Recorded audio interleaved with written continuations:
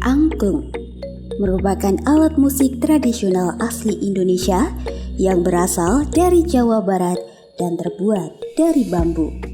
Angklung berasal dari bahasa Sunda angkleng-angklengan, yaitu gerakan pemain angklung dan membentuk suara klung yang dihasilkan. Secara etimologi, angklung berasal dari kata angka yang berarti nada dan lung yang berarti pecah, sehingga angklung merujuk pada nada yang pecah atau tidak lengkap.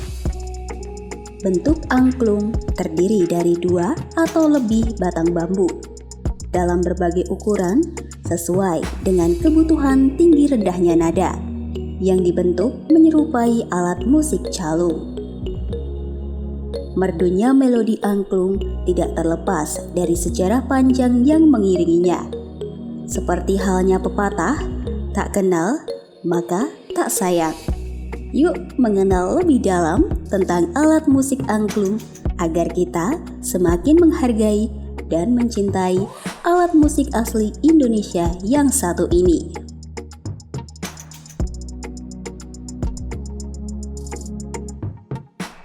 Angklung memiliki sejarah yang panjang dan sudah ada sejak dulu hingga berkembang sampai sekarang.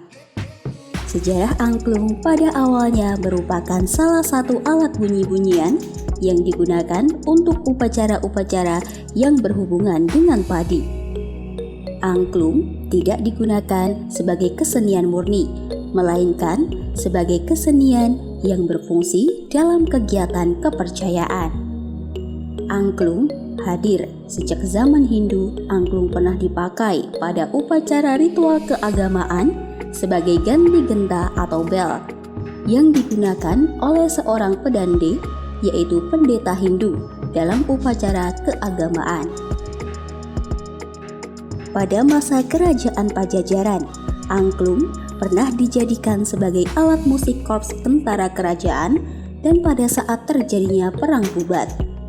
Angklung dibunyikan oleh tentara kerajaan sebagai pembangkit semangat juang atau tempur. Angklung merupakan alat musik tradisional asli Indonesia. Alat musik angklung berkembang luas di Indonesia, terutama daerah Jawa Barat. Tidak diketahui kapan angklung mulai dibuat. Namun, alat musik ini berkaitan erat dengan bambu, di mana sejak dahulu bambu memang akrab dengan kehidupan masyarakat Indonesia. Bambu sering digunakan untuk membuat rumah, perabot rumah tangga, dan kerajinan. Bahkan, bambu juga sering digunakan sebagai bahan makanan.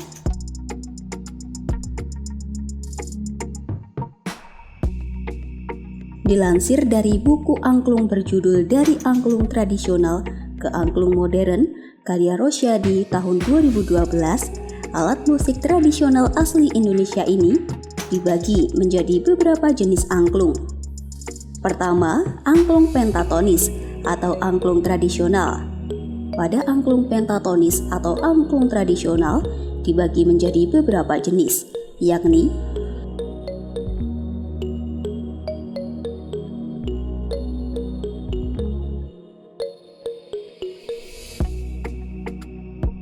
kedua, angklung diatonis atau modern atau angklung daeng. Jenis angklung ini besar kecilnya biasanya disesuaikan dengan usia pemain yang akan memainkan lagu dalam penampilan angklung.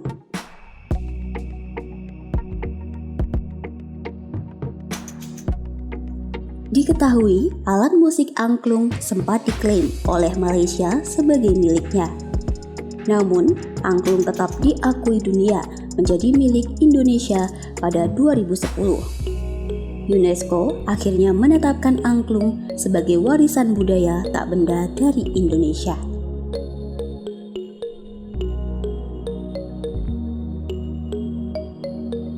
Cara memainkan alat musik ini pada dasarnya sangat mudah, yaitu salah satu tangan memegang kerangka angklung dan satunya menggoyangkan bagian bawah angklung tersebut hingga menghasilkan suara.